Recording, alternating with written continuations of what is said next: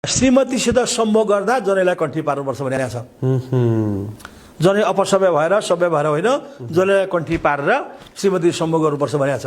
सम्भोगको कुरा पनि त्यसै शास्त्रमा सबै कुरा भनिएको छ। शास्त्रमा भनेकै छ जस्तो कि सम्भोग गर्दाखेरि जुन जनाई लगाइन्छ त्यो चाहिँ कसरी लगाउनु पर्यो? त्यो चाहिँ माला पारेर माला लगेर लगाउनुपर्छ। यसरी लाग्यो जनै त्यसरी झिकेर माला पारेर त्यो झिक्नु भनेर बाहिर शिरबाट बाहिर निकाल्नु हुँदैन, शिखा कटाउनु हुँदैन जनैलाई। जनै दिशा पिसा गर्दा कानमा राखेन भने त्यो जनैको अर्थ छैन, नलगाएकै राम्रो। लगाएकै राम्रो। जनै जो मान्छे लगाउँछ दिशा पिसा गर्दा कानमा विधिपूर्वक राख्दैन भने त्यसले जनै नलगाएकै राम्रो। किन उसलाई धर्म कर्म गर्नु छैन, आचरण गर्नु छैन। आचरण नगरेर हिँड्नका लागि चाहिँ त्यो कुरा होइन। जसले आचरण गर्छ आचरणपूर्वक किसिमले लाउनु पर्यो।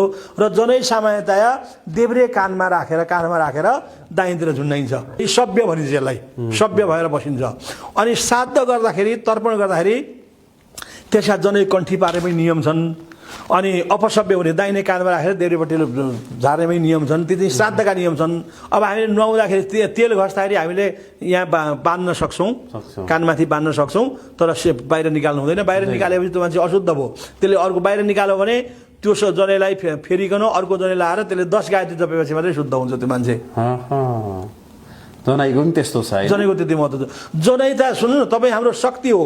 जनै र यो हातमा लगाएको यो पवित्र अनि शिखा, यी तीनटा कुराहरू चाहिँ हामी बीजवर्गका शक्ति हुन् तिनीहरू। अब मलाई शक्ति चाहिँदैन कसैले भन्छ भने त्यसमा केही भन्ने आवश्यक भएन। शक्ति चाहिन्छ, आचरण चाहिन्छ, शुद्ध आचरण गर्नुपर्छ भन्दाखेरि र त्यसले स्वास्थ्यमै फरक पर्छ नि त। स्वास्थ्यमै फरक पर्छ। तर हामीले जान्नु पर्यो के रे स्वास्थ्यमा फरक पर्छ भन्ने कुरा हामी थाहा पाउँदैनौँ नि त। हामीले गरेका खराब आचरणले हामीलाई के हुन्छ भन्ने कुरा हामीले बुझ्दैनौँ।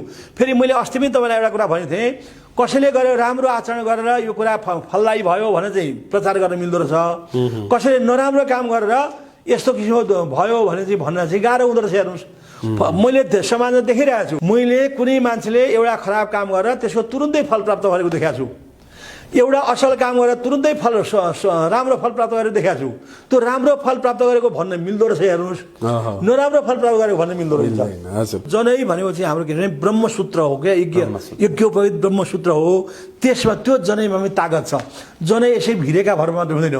जनै लगाउनु पर्यो, जनैलाई नियमपूर्वक पालन गर्नु पर्यो।